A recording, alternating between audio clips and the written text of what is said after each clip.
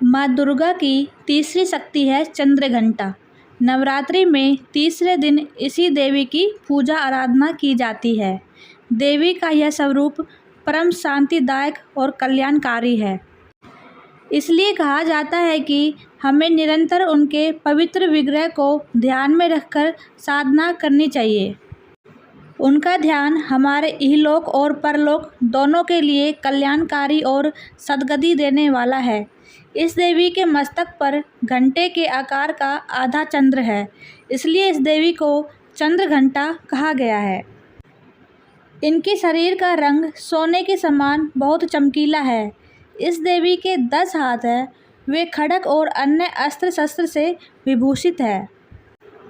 सिंह पर सवार इस देवी की मुद्रा युद्ध के लिए उद्यत रहने की है। इसके घंटे सी भयानक ध्वनि से अत्याचारी दानव, दैत्य और राक्षस कांपते रहते हैं।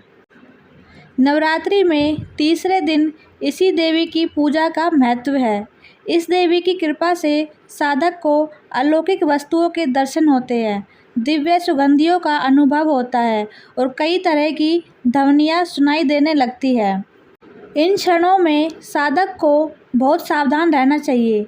इस देवी की आराधना से साधक में वीरता और निर्भयता के साथ ही सौम्यता और विनम्रता का विकास होता है। इसलिए हमें चाहिए कि मन, वचन और कर्म के साथ ही काया को विहित विधि विधान के अनुसार परिशुद्ध पवित्र करके चंद्रघंटा के शरणागत होकर उनकी उपासना आराधना करनी चाहिए। इससे सारे कष्टों से मुक्त होकर सहज ही परम पद के अधिकारी बन सकते हैं। यह देवी कल्याणकारी है। तो आइए देखते हैं कि माँ चंद्रघंटा की पूजा विधि क्या है। तो पूजा शुरू करने से पहले माता को केसर और केवड़ा जल से स्नान कराना चाहिए। उसके बाद सुनहरे रंग के वस्त्र पहनाकर कमल और पीले गुलाब के फूल अर्पण करें। साथ ही माला भी चढ़ाएं।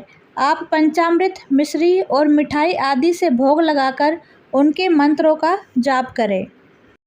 माता चंद्रघंटा की पूजा करते समय माता चंद्रघंटा की कथा को सुनना या पढ़ना भी अनिवार्य है, अन्यथा पूजा का लाभ नहीं मिलता।